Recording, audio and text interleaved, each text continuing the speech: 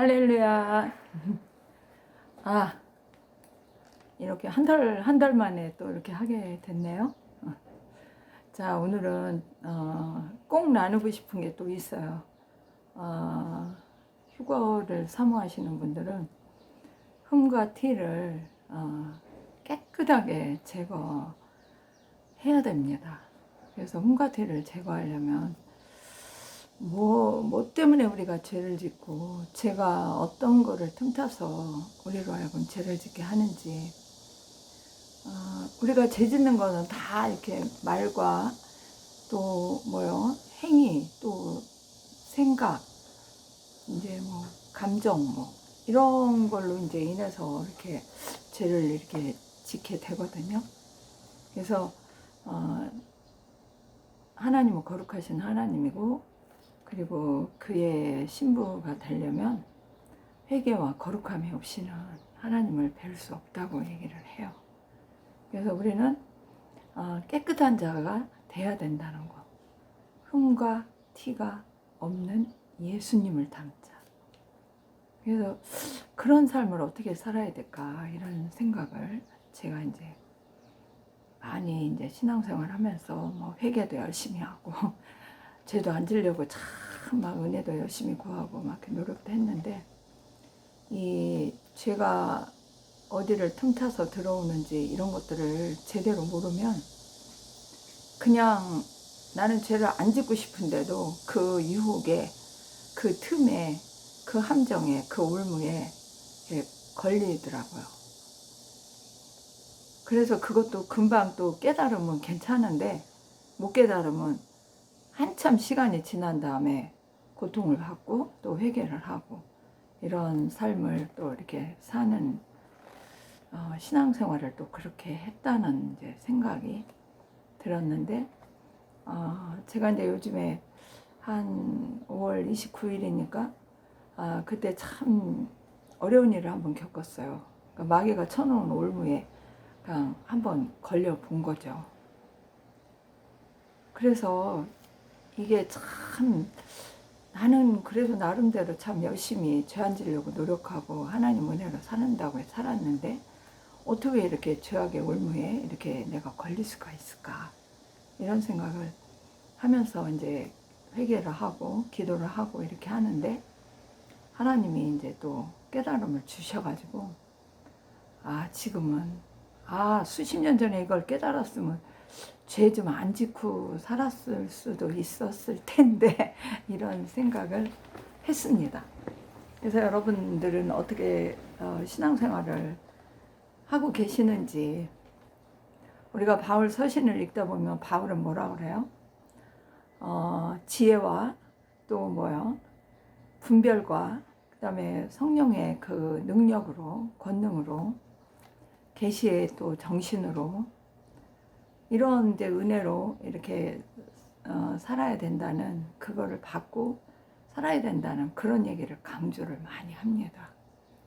그래서 이거는 성령의 은혜를 받아야 되고, 또 말씀을 그 분별하도록 진리의 영으로 충만해질 때 말씀을 깨닫고 해야 이게 이렇게 이루어지는 거더라고요. 그래서 제가 오늘은 이런 거를 은혜 받은 거를 기초로 신앙생활 60년을 하면서 이제 이 마지막 이 세대에, 종말의 세대에 이거를 깨달은 거를 이렇게 같이 말씀을 한번 나눠보고 싶어요. 누군가는 이거를 받아들일 수 있지만 누군가는 또 안 받아들일 수도 있겠죠. 그러나 그런 거 상관하지 않습니다. 저는 이제 60년이라는 신앙생활을 이렇게 지나고 있는데요. 그러니까 신약 성경을 읽다 보면 흠과 티가 없는 예수를 닮아가야 된다는 이제 이런 얘기들이 많이 나옵니다. 거룩해야 되고 회개해야 되고 흠과 티가 없어야 되고 막 그런 것이 수없이 나와요, 신학에. 그래서 바울은 거룩하고 흠이 없는 자로 나가기를 말하고 있죠. 지은 죄를 회개하고 죄를 짓지 않고 지혜롭게 살려면 어떻게 해야 될까요? 이런 걸 한번 우리 나눠봅시다.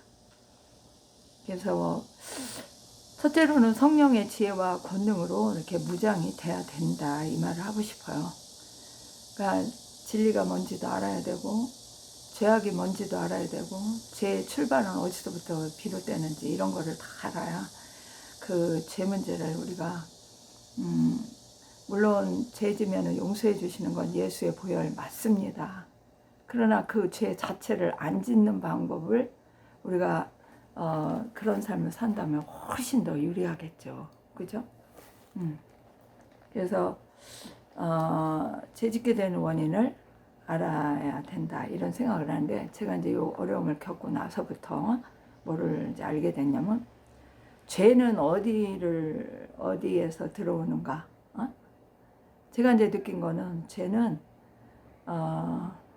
사람 속에 있는 악한 영들, 귀신들, 그런 거를 통해서 들어오는 거죠. 왜 이렇게 얘기를 할 수밖에 없냐면, 아담 하와가 그 선악과를 먹은 다음에는 인간들의 삶을 누가 주장을 해요? 사탄의 시스템에 의해서 그들이 쳐놓은 거기에 이제 그 하나님의 명령을 어기고 사탄의 방법으로 돌아갔으니까 누가 힘을 얻은가요? 사탄이 힘을 얻어서 선보다는 악을 이제 이렇게 추구하는 인간의 본성으로 변한 거죠. 그러니까 뭐 원수마귀가 얼마든지 사람 속에 들락날락 할 수 있는 거예요.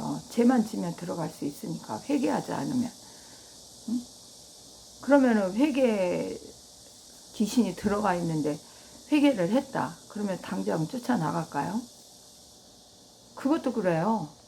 예수 이름으로 쫓아내야 돼요. 왜 예수님이 그 사람들 속에 들어있는 악한 영들을 쫓아냈을까요? 그죠? 점치는 귀신도 있고, 제자들이 그런 것도 했잖아요. 또 질병 귀신도 있고. 그래서 이 신앙생활을 하는 성도들은 사람 관계를 아주 지혜롭게 가져야 한다, 이 얘기를 꼭 하고 싶어요. 그래서 하나님의 성품을 이렇게 지닌 자, 그러니까 예수 믿고 죄 용서받고 회개해서 어떻게 성령으로 인침을 받은 사람들은, 성령이 그 안에 들어가 있는 사람들은 이제 점점 뭘로 변해요? 하나님의 성품을 닮아가는 자로 변해요. 그죠? 응? 그런데 그렇지 않은 사람들은 누가 지금 점령에 있을 수 있냐? 악하고 더러운 귀신의 영에 점령이 될 수 있어요. 우리가 예수님이 사역할 때 보면 귀신이 막 2,000마리 들어간 것도 있잖아요, 사람 속에. 어떤 사람에게는, 나도 옛날에 그 어디 저 권사님 은혜 받고 막 이래서 기도받으러 간 적이 있는데, 수십 년 전이에요. 내 속에는 그냥 못난이 삼형제가 한 마리씩 들어왔다 나갔다 들어왔다 나갔다, 내가 무슨 말 잘못하고 말로 뭐 행위를 잘못하고 뭐 이럴 때마다 들어왔다가 또 회개하면 쏙 또 뛰쳐나가고, 그러니까 집을 짓고 있지는 못했는데 들어왔다 나갔다 한다고 하더라고요. 그래서 내가 참 그때는 웃었어요. 근데 어떤 사람은 아주 곰 같은 거대한 그 귀신의 영이 들어가서 완전히 그 사람의 몸을 다 이리저리 다 그냥 망가뜨려 놓고 그렇게 하고 거기서 아주 자리 잡고 있다, 그런 얘기를 들은 거 보고 그때 깜짝 놀랐어요. 그래서 우리는 이 하나님의 성품을 지닌 자하고 귀신들에 의해서 그 짐승의 영, 이런 영이 지배하고 있는 자, 거의 나누면 인간의 세상은 그 두 가지라고 생각을 합니다. 그래서 우리가 성경을 보면은 이 영들에 대한 거 얘기하잖아요. 침례 요한이나 예수님이 뭐라고 얘기해요? 그 침례 받으러 온 사람들, 복음을 전할 때, 천국 복음을 전할 때 예수님도 하신 얘기 똑같이 한 얘기. 이 뱀의 자식들아, 뭐 그런 얘기 하잖아요. 응? 또 예수님이 또 무슨 얘기해요? 개나 돼지에게 뭐를, 진주, 그런 거를 던지지 말아라. 그들은 뭐 어떻게 한다? 그들은 귀중한 걸 모르고 그냥 발로 밟고 찢고 그런다, 이거죠. 그리고 또 뭐 아가서 같은 데 보면 뭐라 그래요? 여우를 또 잡으라 그랬잖아요. 여우를. 응? 포도원을 허는 여우. 또 뭐 구약의 성경에 보면 많은 이제 비유로 사슴, 곰, 아니 사슴이라네, 사자, 곰, 또 뭐요? 표범, 또 나르는 짐승들 있죠. 독수리, 뭐 또 여러 가지 그 표현이 많이 있어요. 또 예수님이 얘기하신 거 뭐요? 양의 탈을 쓴 이리, 늑대. 그러면 결국은 이걸 다 누구하고 얘기한 거냐? 결국은 이게 사람 속에 들어있는 악한 영의 그 특성을 갖다가 짐승에 대해 이렇게 비유해서 얘기를 하신 거거든요. 그래서 저는 그런 생각을 해요. 저도 이제 이렇게 막 그 이전에 그 젊었을 때 뭐 이렇게 임용고사를 보려고 했는데 몇 번씩 떨어지고 할 때마다 항상 내 뒤를 쫓아오는 게 누구였냐면 뱀, 또 소, 이리, 그리고 제가 또 대학을 들어갈 때 또 시험 보는데 내가 뱀들하고 경주를 하더라고요. 뱀들하고. 근데 내가 하나님의 능력으로 막 조그마한 막 하천도 막 나르듯이 건너뛰고, 아니 조그마한 하천 한 몇 미터 되는 거 그런 것도 해서, 그래가지고 결국은 내가 이겨서 그 시험에 합격하고 대학교를 들어간 거 같은 그런 저기가 지금도 남아있는데, 그럴 때 봐봐요. 내가 뭐 사람하고 경주했어요?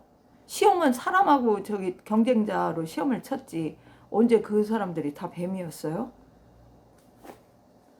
왜 하나님은 이렇게 그 짐승들의 그런 거를 보여주셨나 하는 생각들을 제가 이렇게 해봅니다. 그래서 우리는 보이는 세계가 얼마나 이 사단의 올무와 함정과 미혹에 빠지기를 쉬운지 이런 거를 깨달아야 죄를 안 지을 수 있고 승리할 수 있는 이런 그런 신앙생활을 할 수 있을 것이 아닌가, 이런 생각들을 해봐요. 응? 그래서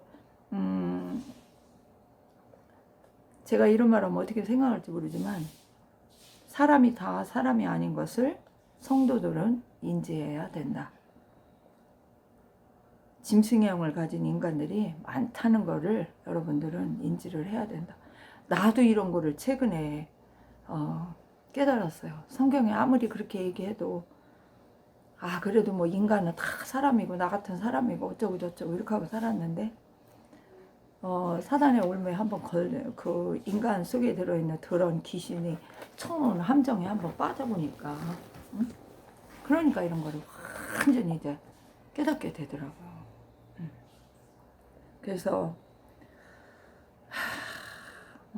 악마, 악한 영이죠. 악한 영, 귀신의 사탄의 왼수마귀들, 인간에게 흠과 티를 남기려고 얼마나 많은 짓거리를 하는지 몰라요. 그러니까 사람의 말, 행동, 생각을 통해서 죄가 들어오는 거야. 끊어내지 못하면 함정, 사슬에 묶여. 원수마귀는 항상 성도가 죄를 짓도록 틈을 타고 다가오려고 하고 함정을 파고 또 뭐요? 또 올무를 또 사방팔방에 다 해서 걸리도록 기회를 노리고 있어요. 우는 사자처럼 삼킬자를 찾고 불알사를 그냥 쏘려고 잡으려고 성도를 노리고 있다는 거죠. 인간관계를 굉장히 조심하라. 육적인 인간이라는 착각을 이제는 버려야 된다. 우리는 인간관계에서 영적으로 분별할 수 있는 이제 그런 거를 봐야 된다. 우리가 예수를 믿고 영적인 하나님의 세계를 깨닫고 하는 듯이 이제 보이는 세계에서도 영적인 존재들이 누구를 통해서 역사하나 이거를 봐야 돼요. 자, 제가 저번에도 언제 얘기했나 모르는데 악한 귀신들은 누구를 숙주로 삼아요? 인간을 숙주로 삼고, 아니면 또 누구를 숙주 삼아? 짐승. 응? 그러니까 짐승에게 들어가는 건 걔네들은 별 의미가 없어요. 인간에게 들어가서 인간을 조종하고 인간들을 자기 그 종으로 삼고 부리고. 자, 점치는 영이 들어가는 사람들은 어떤가요? 내가 어떤 사람 유튜브를 봤더니 자기가 점치는 영이 들어가서 무당 노릇을 하다가 구슬하다 이제 이렇게 임사 상태가 된 거지. 그래서 예수를 만나고 회개를 하고 다시 돌이킨 얘기를 듣다 보니까 그 여러 마리 귀신들이 그냥 죽었을 때 예수님보다 먼저 찾아와가지고 너는 우리 것이다 막 이렇게 말하는 거를 딱 듣고 들으니까 이게 맞더라고요. 그 사람들은 그 사람들이 얼마나 악하냐 덜 악하냐 조금 악하냐 이 차이는, 더러운 악한 영들이 얼마나 더 많이 들어가 있느냐 조금 들어가 있느냐, 그래도 양심이 좀 살아있어서 하나님이 또 보호하시는 그런 인간인가 아닌가, 이런 거 차이라는 생각밖에 이제는 안 들더라고요. 그래서 어차피 뭐 성도들은 사람을 믿지 않겠죠? 근데 우리가 늘 만나는 가족, 늘 상대하는 또 지인들, 또 같은 동네 사람들, 교회 가면 교회 또 성도들, 사람이라는 닉네임을 갖고 있는 모든 사람들을 상대를 우리는 합니다. 직장을 가든 사회생활을 하든 어디 가든. 근데 참 육적으로만 친해지고 친밀해지고 어떻게 하려고 하지 마세요. 이제 사람도 영적으로 보세요. 하나님의 성품을 이루어가려고 노력하지 않는 사람들은 진정한 사람이라고 할 수 있을까요? 그래서 인간을 믿지 마세요. 인간은 근본적으로 구원받지 않은 자들은 죄의 본성에 찌들어 있다고요. 악한 영들의 조종을 받고 있다고 이렇게 보면 하나도 안 틀려요. 다만 완전히 점령돼서 꼼짝 못하는 자들도 있고 대부분 사탄의 통치 아래 잡혀 있는 거죠. 그래서 하나님을 믿고 성령 받은 사람들은 절대로 그들과 하나가 될 수 없다. 친해질 수 없어요. 당신이 하나님을 믿는 성령을 받은 성도인데, 진리를 아는 성도인데 나는 안 믿는 사람들하고 엄청 친하다. 교회 다니는 사람보다 더 친하다. 나의 최애의 친구는 그런 사람들이다. 이런 말 하는 사람들은 신앙을 다시 점검해 봐야 될 겁니다. 바울은 뭐라고 얘기하고 있어요? 그리스도와 벨리알이 하나 될 수 없다. 악과 선 이런 것이 하나 될 수 있어요? 불의와 의가 하나 될 수 있어요? 절대로 하나 될 수 없어요. 당신이 친한 사람들의 속성을 다 좀 영적으로 분석 좀 해보세요. 근데 보통 이제 우리가, 저도 그렇게 살아왔다고 했잖아요. 그래서 사람들을 쳐다보면 어떻게, 성격에, 저 사람은 나랑 성격이 다를 뿐이야. 또 뭐요? 응? 보이는 현실적으로만 보면 그렇다 이 말이에요. 저 사람이 지식이 나보다 더 많네? 나보다 더 못 배웠네? 또 뭐요? 저 사람은 인생을 참 여러 가지 많이 경험했네? 나는 그렇지 못하네? 뭐 이런 차이. 응? 또 그 사람은 뭐 삶에 여러 가지 고난에 또 뭐 이런 훈련을 뭐 겪었네. 질병을 뭐 통과를 해봤네.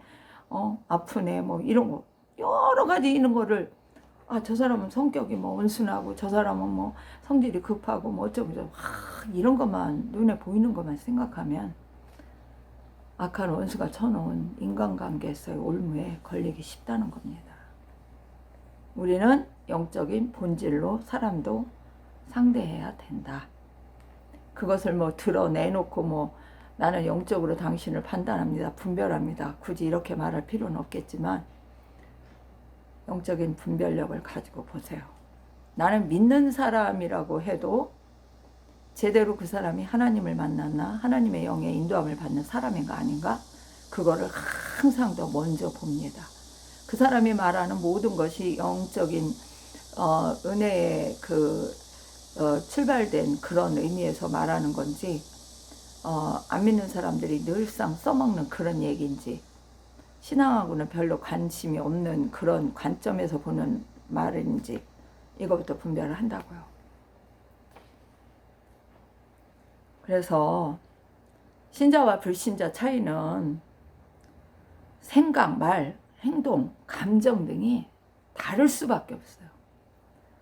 아무리 성격이 차이가 나고 사람 뭐가 다르고 뭐 어쩌고저쩌고 해도 믿는 자들은 하나님의 은혜 안에서, 말씀 안에서, 진리 안에서 이것이 점점 바울이 말한 것처럼 하나님의 은혜와 사랑 안에서 하나를 이루는 그 방향으로 나가게 돼 있어요. 야, 나는 내 성격은 불이야 불.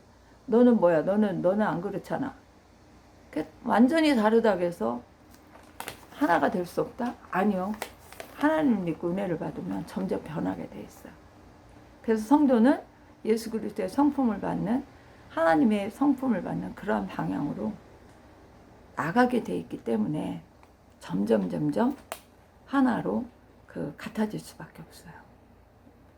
근데 예수를 믿을 처음이나 지금이나 똑같이 지 똥꼬집만 주장한다, 지 성격대로만 나간다, 이런 사람들은 과연 그 사람이 은혜 받은 사람일까요? 성령과 말씀을 받은 사람인지 좀 나는 의심이 들더라고요. 그래서 영적 분별을 못하면은 그냥 인간의 모습이 이러니 생각합니다. 응?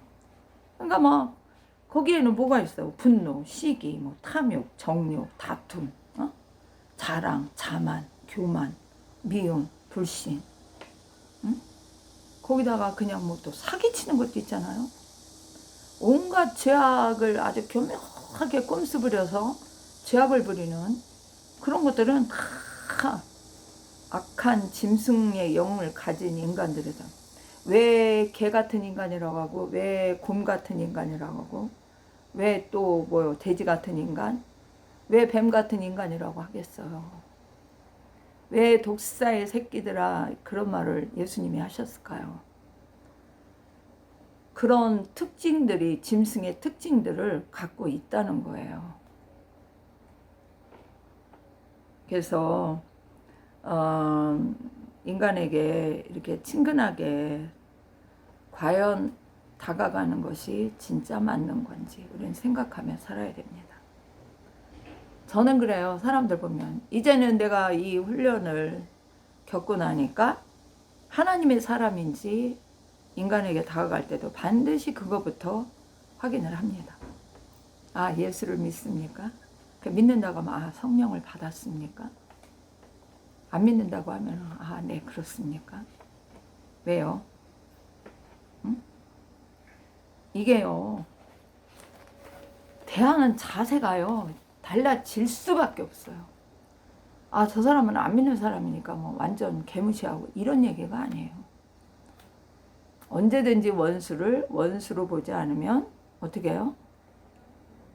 뒤통수 맞을 수 있어요. 그러니까 오지랖 넓고 사랑, 예수님 믿어서 사랑이 많아서 사랑 베풀듯이 진리로 분별하지 못하고 그런 거 함부로 하다가 뒤통수를 세게 맞을 수 있습니다. 제가 그렇게 뒤통수를 한번 세게 맞아 보니까 정신이 퍼뜩 들더라고요.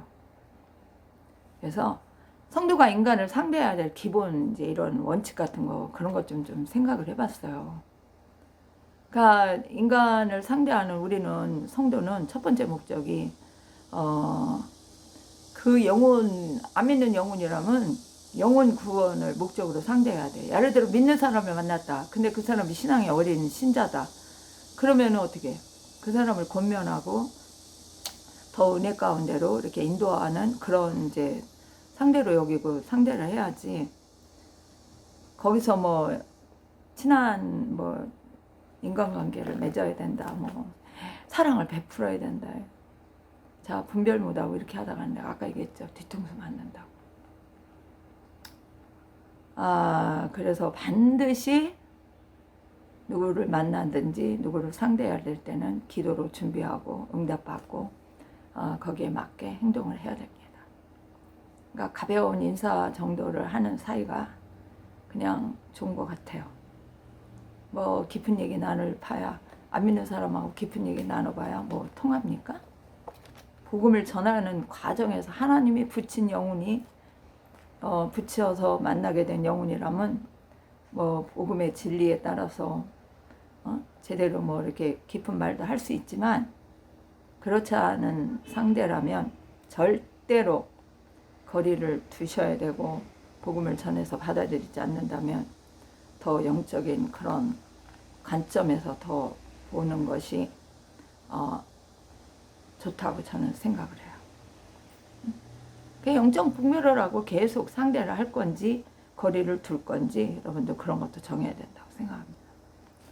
그러니까 우리가 죄의 올무에 매이지 않고 싶다면 인간관계보다는 하나님과의 나의 관계를 더 확고하게 유지하고 성령과 말씀으로 무장돼야 돼요. 그렇게 안 되면 안 돼요. 그러면 이제 내가 이런 얘기하면 여기 믿음이 연약한 사람들도 이렇게 말할 거야. 인간이 고립된 삶을 그러면 어떻게 살 수 있냐 이렇게 말할 수 있어요. 그런데 나는 그렇게 얘기하고 싶어요. 인간은 하나님과 소통의 삶이 가장 중요해요. 아무리 내 주위에 사람이 많고 친구가 많고 뭐 친척이 많고 가족이 많고 뭐가 많고 다 인간으로 둘러싸여서 인기가 많고 명예가 많고 뭐 난리를 쳤는데 그 사람이 하나님과 소통하는 관계가 아니라면 그 사람은 계속 허무한 삶을 끝까지 살 겁니다. 인간을 바라보는 삶만 살 겁니다. 그래서 내가 어떤 환경이나 어디에 그 조건이나 이런 거에 처해 있든지 하나님을 알고 믿고 하나님과 하나가 되어 살아가야 된다. 이 말을 꼭 하고 싶어요. 사람 관계가 별로 없어도 하나님과의 관계가 확실하면 뭐가 돼요? 그 관계도 다 하나님이 해결해 주세요. 그래서 기쁨과 평강과 안식을 누릴 수 있습니다. 인간이 뭐 고립된 그런 장소에 가가지고 사람과의 관계를 끊고 사는 것이 아니라 사람 가운데 살지만 하나님의 사랑과 돌보심과 통치를 받으며 사는 것이 가장 복된 것이다 이 말이에요. 겉모습, 인간의 모습에 수도가 넘어가지 말라는 얘기예요. 말로는 아주 친절하게, 행동은 아주 저기하게 하지만 인간의 기본 속성은 다 뭡니까? 자기들의 탐욕과 자기들의 이기심과 자기들의 만족과 교만과 명예와 권력, 돈 이런 거에 다 연관되어 있어요. 난 이렇게 안 보고 싶은데 수십 년을 살다 보니까 이게 그냥 보이더라고요. 그래서 성도가 할 일은 그냥 하나님의 영광을 위한 것, 영혼 구원하는 것, 이런 거예요. 그래서 그냥 어떤 것이든지 모두 하나님의 영광을 위한 것들은 영혼 구원하는 것들은 다 기도해서 하나님께 나에게 붙이신 자들만 상대를 하고, 그렇지 않다면 예수님도 사역할 때 보면은 예수님이 뭐 일일이 뭐 다 집집마다 찾아다니면서 뭐 복음을 전했어요. 예수님 앞에 나온 사람들에게 전했어요. 이적, 기적, 표적, 귀신 쫓아내주는 거 이것도 다 주님 앞에 나와서 사정사정 도와주세요, 살려주세요, 한 사람을 고쳐주세요, 한 사람을 해줬지 그렇게 하지 않았다고요. 왜 제가 이런 얘기를 이렇게 냉정하게 하냐면 오지랖 넓은 인생 살려고 생각하지 마라. 뭐 이론으로 많은 사람들은 막 하나님의 사랑의 뭐 마음을 가지고 뭐 어쩌고 저쩌고. 근데 행할 수는 있어요. 마태복음 그 7장 어디지? 12절? 네가 대접받고 싶은 대로 대접해라. 이 얘기도 있어요. 근데 우리가 어떤 관점으로 보느냐가 굉장히 중요합니다. 그게 분별의 영이고, 그게 지혜고, 그게 하나님의 뜻대로 살아가는 방법이라고 저는 생각을 해요.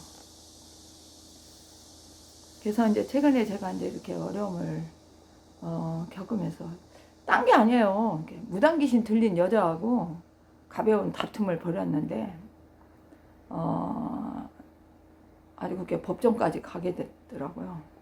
그래서 참, 야, 살다 보니까 이런 일도 다 있네. 하나님, 나 이게 뭐, 내가 이런 일을 내가 이렇게 겪어야 되나요? 이제 이런 것도 하고, 회개도 하고, 생각을 타고 들어오는 방해하는 이런 게 또 있더라고요. 가룟 유다가 예수님을 팔아먹을 때 그 생각 속으로 들어와서 결정 내리고 이렇게 행동으로 옮기잖아요. 아주 그래서 내가 열심히 예수의 이름으로 그냥 물리치고 예수의 피를 그냥 뿌리고 바르고 40일간 작정기도도 하고 이렇게 하고 살고 있어요. 그래서 이제 또 이제 간증 아닌 간증을 또 하나 해보려고 그래요. 6월 2일이 언제냐면 대통령 선거가 이렇게 하루 전날이죠. 6월 2일 그날인데 새벽에 저한테 이제 이렇게 음성이 들리는 거예요. 너는 나의 오른팔이고 의의 사자다. 너는 이렇게 쓰임받을 거다. 이렇게 얘기를 하시면서 40일 후에 휴거가 온다. 이렇게 얘기를 하더라고요. 그러니까 새벽에 의식이 착 들어오는 그 순간에 두 마디가 탁. 그래서 그날과 그때는 몰라도 흠과 티가 없게 하시는 하나님의 은혜라는 이런 생각을 이렇게 여기면서 40일 동안 제가 기도를 하겠습니다. 결정을 하고 기도를 하고 있어요. 그래서 죄가 어디를 틈타고 오는지 모든 인간관계를 끊을 수 없고 어떤 관점으로 보고 무엇을 말할 것인지 지혜를 얻었어요. 그래서 저는 그래요. 요즘에는 이제 기도를 이제 이렇게 이제 40일이 끝나가는데 그런 응답을 하시더라고요. 모든 고난과 시험을 통과, 완성했다는 이렇게 말씀도 하시더라고요. 근데 이제 사명이 끝났다는 말씀은 아직 못 들어서 천국에 가는 날은 바울처럼 사모하고 있어야 되나 이런 생각을 하고 있습니다. 결국 성도는 하나님 중심으로 말씀 중심으로 성령의 인도하심을 따라 그 중심으로 살아야 되지 않나. 응? 인간 중심의 모든 삶은 이제 확실하게 정리를 해야 된다고 생각해요. 그러니까 신앙생활도 내가 뭐 교회에서 뭐가 되고 뭐 막 이런 거보다는 뭐를 더 해야 된다고요? 하나님의 나라에 가서 우리가 받을 영광, 응? 상급, 만약에 이런 것들이 생각에 떠오른다면 이 땅에서 신앙생활 하는데 초점을 어디다 맞추고 해야 되는지 하나님이 기뻐하고 하나님의 뜻대로 하나님의 나라와 이름을 위해 이런 것들을 우리가 관심을 가지고 신앙생활을 해야 되지 않나 이런 생각을 합니다. 응? 항상 주님이 저한테 이렇게 나는 이제 휴거에 대한 생각을 많이 하는 사람이에요. 주를 사랑하는 자는 이제 주의 계명을 지키는 자라고 이제 요한 1서 그런 데 보면 나오잖아요. 그러면은 저한테도 항상 그 얘기를 하세요. 나를 사랑하는 자를 이 땅에 남겨둘 수가 없다. 나는 그들을 데려갈 거다. 그런 얘기를 많이 하십니다. 응? 이 땅에 남겨지지 않으려면 어떻게 해야 돼요? 회개와 거룩함으로 무장돼야 돼요. 그래서 흠과 티가 없는 자가 돼야 된다 이 말입니다. 그러니까 우리가 인생 이제 우리가 신앙생활 이렇게 뭐 몇 년을 했던 뭐 수십 년을 했던 이렇게 생활하면서 살아온 모든 것들을 한번 주님 앞에 다 낱낱이 한번 회개를 한번 해보셔야 돼요. 그래서 저는 이 40일 동안 참 참 해결을 몇 번을 했어요. 그랬더니 위로도 많이 주시고 휴가에 대한 약속도 주시고 뭐 한두 번 받은 건 아니지만 막 그 더 이상 죄짓지 않는 방법을 이번에 이렇게 깨닫게 하셔서 야, 진정한 인간관계가 뭔가 거기에서 이게 죄가 다 들어오고 나가고 하는 거구나 이런 생각을 해봤습니다. 그래서 육신과 혼적으로 들어와 있는 모든 귀신들, 내 몸에 자리 잡고 있는 것들, 내가 알지 못하는 죄 때문에 들어와서 자리 잡고 있는 것들도 예수의 이름으로 다 권세로, 응? 성령의 권능으로 다 그냥 물리치는 기도를 반드시 우리는 해야 됩니다. 나도 모르는 사이에 육신적으로 여기저기 집 짓고 있을 수도 있어요, 여러분. 저도 이거 참 기도하면서 많이 물리쳤습니다. 그리고 기도할 때 다시는 들어오지 못하도록 그런 것도 얘기를 해야 돼요. 그리고 왜 또 우리가 예수님이 그 귀신을 내어 쫓은 어떤 사람에 대해서 얘기하잖아요. 귀신이 그 사람을 위해서 나가서 물 없는 곳으로 막 다니다가 찾지를 못하니까 다시 어떻게 자기가 나왔던 그 집을 다시 가봤더니 깨끗이 정리되고 다 저기가 된 상태에 깨끗하게 정리가 된 상태. 그러니까 저보다 강한 7을 더 데리고 와가지고 8귀신이 그 사람에게로 다시 들어가는 거야. 그러니까 우리가 귀신을 내쫓아도 근데 귀신이 제일 싫어하는 게 누군지 알아요? 하나님의 말씀에 굳게 서 있는 사람들이에요. 하나님의 말씀으로 아주 믿음이 굳건하게 세워진 사람은 그 집을 쉽게 못 들어가요.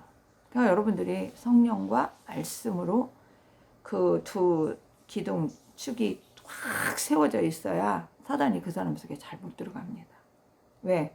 하나님의 말씀이 있으면 말씀으로 그 사람은 그 모든 것들을 다 적용해서 생활하고 죄를 안 짓고 왼수를 몰아내고 응? 성령의 권능으로 예수 이름의 권세로 다 물어낼 수 있잖아요. 그러니까 그 사람에게는 못 들어가는 거야. 근데 하나님의 말씀이 없는 사람에게는 성령의 능력과 말씀이 없는 사람에게는 얼마든지 들어가. 아무리 교회를 뭐 수십 년을 다니고 뭐를 다닌다고 해도 하나님의 진리, 성령의 은혜 이걸로 다 채워지지 않은 사람은 쉽게 들어간다. 그리고 그 사람이 내쫓지 못하게 더 강력하게 그렇게 들어간다. 저는 그렇게 생각을 합니다. 그래서 우리가 예수님을 기다리는 이 마지막 세대라고 유튜브 보면 얼마나 많이 나와요. 나오죠? 시대를 봐도 그건 좀 이해를 하시죠? 예수님 올 때가 가까웠다는 거. 그러면 우리가 뭘로 준비가 돼야 되냐? 결국은 우리가 흠과 티가 없는 자로 다 깨끗함을 유지를 해야 돼. 신부가 정절을 지켜야지. 계시록 14장 보면 그런 거 나오잖아요. 그죠? 응? 정절을 지킨 자. 오직 예수만 따라가는 자. 예수의 말씀에 순종하는 자. 입에 거짓이 없는 자. 그 다음에 또 뭐 있어? 흠과 티가 없는 사람. 그런 사람이 하나님의 거룩한 그 시온산에 들어가서 탁 서가지고 거기서 새 노래를 부르고 첫 열매, 부활의 첫 열매, 휴거되는 첫 열매가 될 수 있다는 거죠.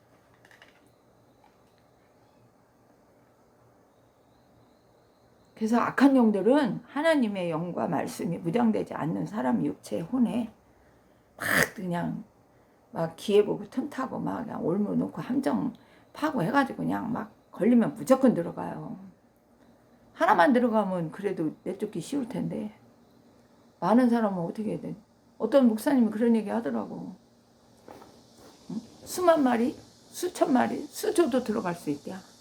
그래가지고 아이고 수조 마리 귀신이 들어가면 그 사람이 살 수 있을까? 내가 이랬어요. 그래서 하나님은 결국은 알곡과 가라지를 다 분리하는 거야. 왜 하나님의 자녀와 하나님의 자녀가 아닌 사람이 왜 계시록에 보면 그 후 3년 반 때 가면은 뭐를 받아요? 짐승표를 받잖아요.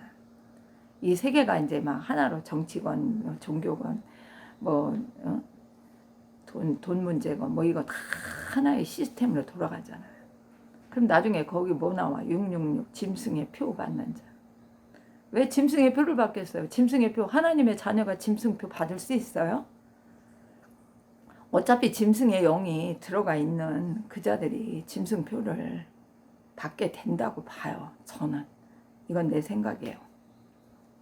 결국 짐승의 영이 들어가 있는 인간들은 너나 나나 할 것 없이 다 짐승의 표를 받고 사탄 마귀의 종으로 다 들어갈 거라고 생각을 합니다.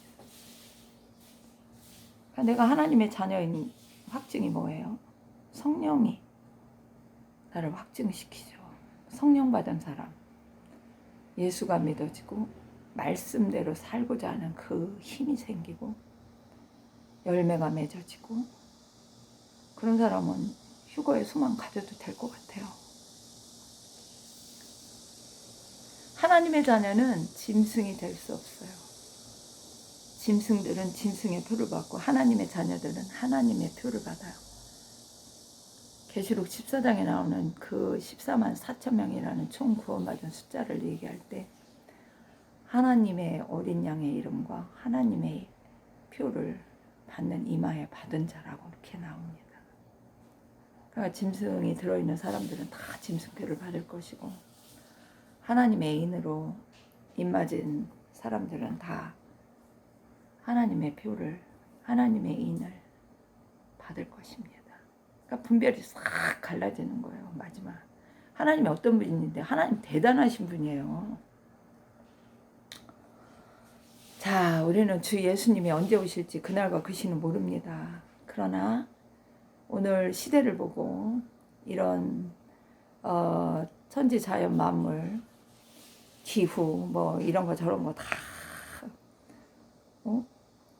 뭐 전쟁이니 뭐 기근이니 여러 가지 다 보면은 뭐 그냥 예수님이 오실 때가 가깝다는 건 여러분 다 눈치는 채고 계시죠. 근데 그날과 그 시는 모르다. 글쎄요, 저는 그냥 40일 후에 휴거가 온다 이런 얘기는 들었는데 아직 몰라요. 그날이 40일이 지난 하루인지 3일인지 열흘인지 또 몇 시에 오는지 난 그거 몰라요. 그냥 나 자신을 하나님이 이 어려움을 겪고 있으니까 40일 동안 기도를 하게 하셔서 흠과 티가 없게 깨끗하게 모든 시험 고난을 다 통과하는 이런 훈련을 갖게 해서 이제는 죄를 안 짓는 방법이 뭐라는 걸 좀 깨닫게 하시는 그런 방법인지 저는 그 생각밖에 안 합니다. 그러나 휴거가 가까이 왔다는 것도 저는 의심하지 않아요. 그래서 앞으로 세상은 인간에게 고통스러운 삶이 이제 오겠죠. 근데 예수를 믿어서 조금이라도 막 이렇게 말씀을 알고 뭐 교회 나가서 예배를 드려봐서 하나님의 자녀는 어떻게 살아야 된다 이렇게 이론적으로 들었는데 휴거 받을 정도는 안 됐다. 그런 사람이 남겨졌다. 그러면은 차라리 짐승 같은 인간들은 다 짐승의 표를 냉큼냉큼 다 받고 살 텐데 그렇지 않은 사람들은 엄청난 고난을 더 겪을 거라고 생각을 해요. 왜? 하나님을 들은 거는 있어서 거기는 따라가야 되는데 세상은 또 세상 논리로 안 따라가면 온갖 고난을 주니까 그러지 않을까 이런 생각. 그러나 하나님의 자녀, 하나님의 사람들은 이 땅에 과연 남겨둘까요? 저는 환난 전 휴거를 진짜 믿는 사람이에요. 어쨌든 그래서 우리가 이제 이런 거 한번 또 이렇게 나눠봐야 돼요. 나는 진짜 거룩함과 회개로 깨어있는 자인가? 하나님을 진정 사랑하고 하나 되어 있는가? 그분과 소통하고 있는가? 기도를 암만 해도 뭔 소리인지도 모르고 내가 하는 말만 다 하나님께 하고 하나님으로부터 듣는 얘기는 아무것도 없고 응답도 없고 막 이렇다면 얼마나 답답하겠어요. 그죠? 살아도 죽어도 난 오직 예수. 바울처럼 응? 내가 사나 죽으나 예수의 응? 형상, 예수님을 드러내고자 하는 이런 거를 이렇게 고백을 하잖아요. 응? 그러니까 하루하루 이런 거를 생각하고 인내로 견디며 기쁨으로 살고 있는가. 자, 막 그러더라고요. 뭐 예수님 오시는 거를 막 기다리고 집착하듯 기다리고 살면 어떻게 인간은 여기서 살 수 있느냐 이렇게 얘기하는데, 글쎄 심하게 기다리는 사람은 집착일 수도 있어. 그러나 집착이라고 하고 표현을 하던 미쳤다고 하던 뭐를 하던 일단은 예수를 믿으면 예수님 중심으로 딱 삶을 방향을 싹 바꿔버리면 그냥 그 안에서 주님의 역사하심 안에서 응? 기쁨과 평강을 누리며 예수님 올 때까지 기다리고 이렇게 살 수 있게 되지 않을까, 저는 그렇게 생각을 해요. 제가 그런 거를 좀 누리고 있어요. 어떤 때는 막 예수님 왜 안 오세요? 막 이런 게 이렇게 그런 짜증스러운 소리도 기도할 때 할 때도 많아요. 그러나 또 기도하면서 소통이 되고 이러면은 또 위로하시고 막 이러면은 또 다시 기뻐서 또 뭐 일주일 한 달 뭐 또 막 또 믿고 소망 가운데 사는 거죠. 응? 자, 여러분 또 하나 묻고 싶은 거, 예수님의 강림이 오늘 오신다면, 아니 며칠 후에 오신다고 알려졌다고 해도 여러분이 무엇을 할 수 있을 것 같아요? 40일? 100일 후에 주님이 오신다고 하면 여러분이 무엇 할 수 있을 것 같아요? 저는 이걸 한번 체험해 봤다. 40일 후에 휴거가 온다. 40일이 아직 안 지났어요. 그런데 제가 이 40일 동안 기도하면서 39일인가 8일을 기도하면서 항상 느낀 게 뭔지 알아요? 예수님, 나는 특별하게 할 게 없다. 나는 회개밖에 없다. 내 믿음이 온전함을 유지했으면 좋겠다. 난 그냥 오직 예수 믿음으로 그냥 끝까지 믿음을 지켰으면 좋겠다. 내가 죄에 더 이상 죄짓지 않는 자가 됐으면 좋겠다. 흠과 티가 없는 주님을 닮고 싶다. 그런 거밖에는 할 말이 진짜로 없더라고요. 가서 맛있는 걸 막 사 먹고 뭘 어떻게 하고, 아니요, 그런 거 없어요. 회개하는 거, 구원의 은총을 감사하는 거, 나를 왜 이렇게 살게 하셨나, 은혜를 주셨나, 구원해 주셨나, 막 오직 하나님 뜻이 내게 이루어지기를 원하나이다. 그런 거, 이런 거밖에는 외칠 게 아무것도 없더라고요.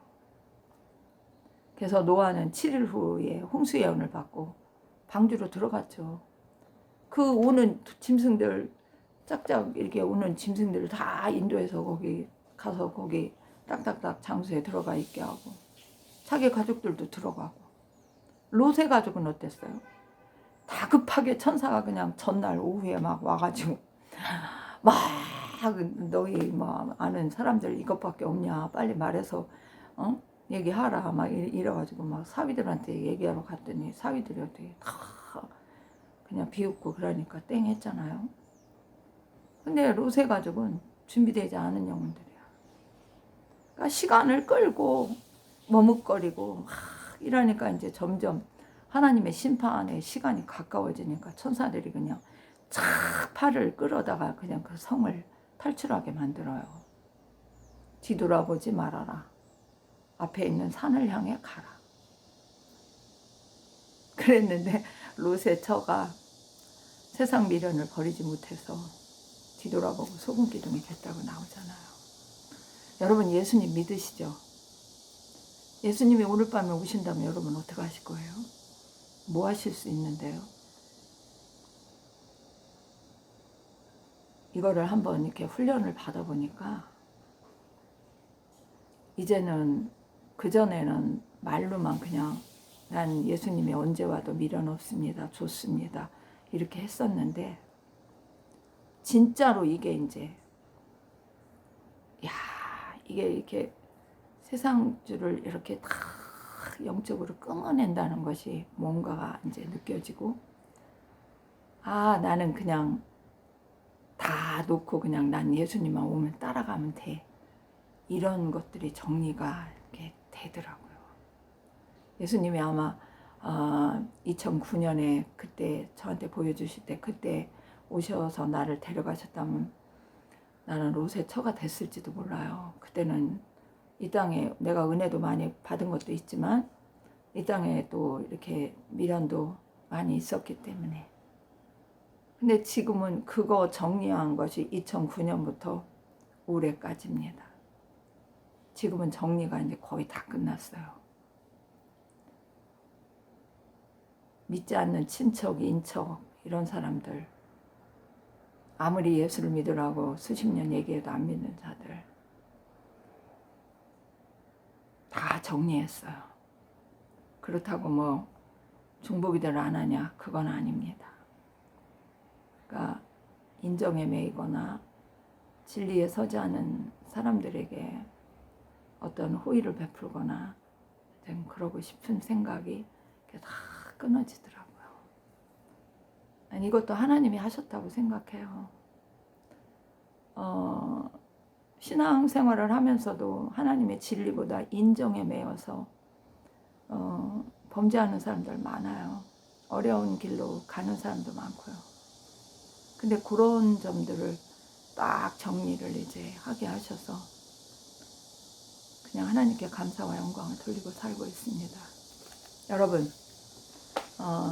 제가 뭐 한 번을 더 알지 두 번을 더 알지 이것으로 마지막 될지 전 지난번 한 영상 보신 분들 아마 이해하실 겁니다. 항상 그 기분으로 합니다. 이것이 또 마지막이라고 해도 저는 아무 후회도 미련도 없습니다. 그냥 이 동영상을 보시는 분들이 이제는 죄가 어디를 통해서 어떤 경로를 통해서 이렇게 사람에게 들어오는지, 어떤 인간관계를 진짜 봐야 되는지, 어떤 관점으로 봐야 되는지, 육적인 관점으로만 보다가는 뒤통수 맞는다 이런 얘기를 제가 했습니다. 그래서 흠과 티가 없는 예수님처럼 우리도 마지막 그 신부가 주님의 신부로 들림을 받으려면 그런 신부의 모습을 갖춰야 된다. 그래서 회개 철저히 하시고 아직도 뭐 깨달아지지 않는다 이러면 기도하시는 것밖에 없어요. 하나님 나에게 은혜 주세요. 눈물의 통곡, 간구. 저도 이번 어려움을 겪으면서 하나님이 또 감동을 주셔서 3일 동안 금식을 했어요. 근데 그때 주로 주된 기도 내용이 뭐냐면 예수님 나 죽여주세요. 바울은 매일 죽는다고 했는데 나는 이제 이 3일 동안 그냥 싹 죽어가지고 부활할 수 있게 해주세요. 오죽하면 그 기도를 하면서 울었어요. 딴 때보다는 지독하게 배가 고파서 그냥 얼른 하루만 하고 끝낼까 이틀만 하고 끝내봐 이런 막 유혹도 엄청 오더라고요. 그랬는데 결과는 승리죠. 진정한 죽음. 흠과 티가 없이 완전한 부활을 이루기 위해서는 내가 죽어야 되는구나. 말로만 입으로만 죽는 게 아니라 진짜 죽어야 되는구나. 그리고 예수님을 사랑한다고 입으로만 하는 게 아니라 진짜로 주님을 사랑하는 걸 열매로 드러나야 되는구나. 전 이제 그런 생각을 합니다. 그래서 막 왜 예수님 기다리는데 왜 예수님이 빨리 안 오실까? 뭐 어떤 사람은 뭐 유튜브 보니까 뭐 어쩌고 저쩌고 뭐 휴거 된다는 얘기는 안 하더라고요. 근데 뭐 13일이 어떻고 뭐 15일이 어떻고 뭐 17일이 어떻고 뭐 25일이 어떻고 뭐 어떤 사람은 또 뭐 9월 뭐 23일에 뭐 23일, 24일에 뭐 휴거가 일어나고 뭐 또 핵전쟁이 일어나고 뭐 별 얘기를 다 하는데 저는 그런 숫자에 연연하지는 않아요. 언제 주님이 오셔도 준비된 자는 갈 수 있다. 그러나 아무리 빨리 오셔도 준비되지 않은 자는, 날짜를 아무리 못 빠지게 기다려도 준비되지 않은 자는 주님께 갈 수 없다. 저는 이거는 핵심이라고 봅니다. 뭘로 준비하냐? 주님 언제 오실까 이렇게 기다리고 단순히 그것만이 기다리는 의미가 아니에요. 그냥 하나님이 언제 와도 나를 데려가실 수 있는 그런 준비가 돼야 돼. 영적인 준비. 그러니까 주님을 사랑하고 그 말씀대로 살고 회개도 철저히 하고 누가 뭐라고 해도 오로지 예수 찾을 수 있는 그 믿음이 돼야 되겠죠. 성령 안 받으신 분은 따라갈 생각도 마세요. 성령에 인침받지 않은 사람은 예수님 절대로 못 따라가요. 그러니까 내 신앙이 아직도 나는 예수님 만난 경험도 없고 예수님이 살아계신 하나님인 것 같지도 않고 막 이런 사람은 교회만 왔다 갔다 하는 분은 빨리 성령 충만을 구하셔야 돼. 울어야 돼. 그리고 주님을 만난 사람들은 사랑으로 더 돈독한 주님과의 관계를 끝까지 주님 앞에 갈 때까지 더 유지돼야 된다고 저는 생각을 합니다. 그래서 제가 그 기도할 때 그런 은혜를 주시더라고요. 휴거에 관한 거. 그러니까 휴거될 사람에게는 하늘에서 빗줄기가 이렇게 쫙 그 사람에게 이렇게 임한다고 하더라고요. 그리고 그 다음에 이제 그 나팔 소리 같은 소리가 이렇게 또 확 들리는 거야.